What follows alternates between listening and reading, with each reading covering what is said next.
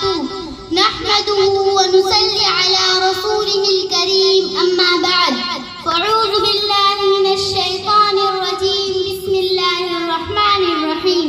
وما أرسلناك إلا رحمة للعالمين. مشکل تھے راستے آسان ہو گئے، مشکل تھے راستے آسان ہو گئے، دشمن یہ دیکھ کر حیران ہو گئے. رکھا میرے نبی نے دنیا میں جب قدم، پتھر بھی کلمہ پڑھ کر مسلمان ہو گئے.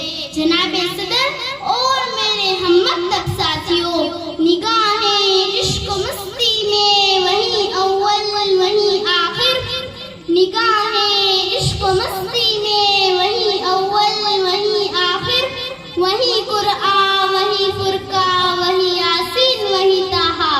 جناب صدر یقین مانیے جب مجھے یہ موضوع ملا، دل کھلا، دماغ سوچوں کا مرکز بن گیا، جسم کا رواں رواں لہو کی طرح تھم گیا کہ آج مجھے سیرت النبی صلی اللہ علیہ وسلم پر کچھ کہنا ہے.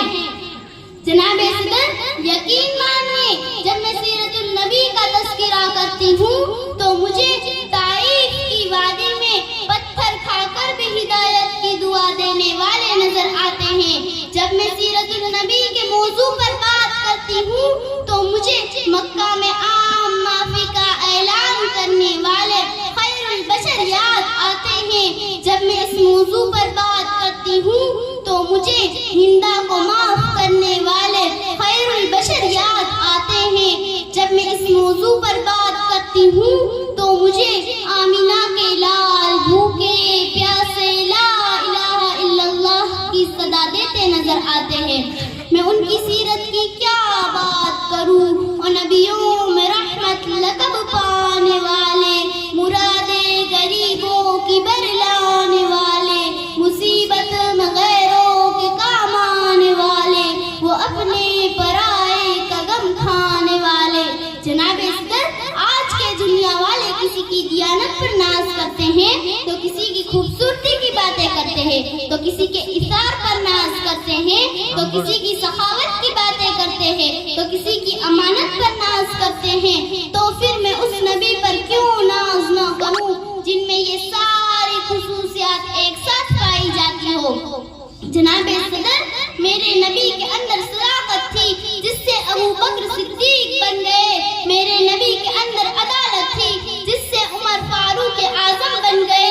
میرے نبی کے اندر سخاوت تھی جس سے عثمان غنی بن گئے. میرے نبی کے اندر شجاعت تھی جس سے علی شیر خدا بن گئے. زندگیاں بت گئی اور قلم ٹوٹ گئے، زندگیاں بت گئی اور قلم ٹوٹ گئے، تیرے اوصاف کا ایک باب بھی پورا نہ ہو سکا. جناب صدر یقین مانیے جس کے دل میں نبی صلی اللہ علیہ وسلم کی محبت نہیں، الفت نہیں، جذبہ نہیں، ایسے دل والا انسان کافر تو ہو سکتا ہے، فاسق تو ہو سکتا ہے، منافق تو ہو سکتا ہے، مگر ایسے دل والا انسان مومن اور مسلمان ہرگز نہیں ہو سکتا. جناب صدر آج عشق رسول کے بڑے بڑے دعوے کرنے والے گستاخ رسول کا ساتھ دیتے نظر آتے ہیں. میرے ساتھیوں میں یہاں یہ کہنا مناسب سمجھتی ہوں کہ عشق رسول سے مطلب یہ نہیں کہ بڑا سا جراف کر لو.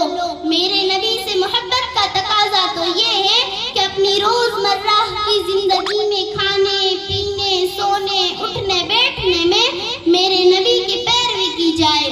نقشے قدم نبی کے ہے جنت کے راستے، نقشے قدم نبی کے ہے جنت کے راستے، خدا سے ملاتے ہیں سنت کے راستے.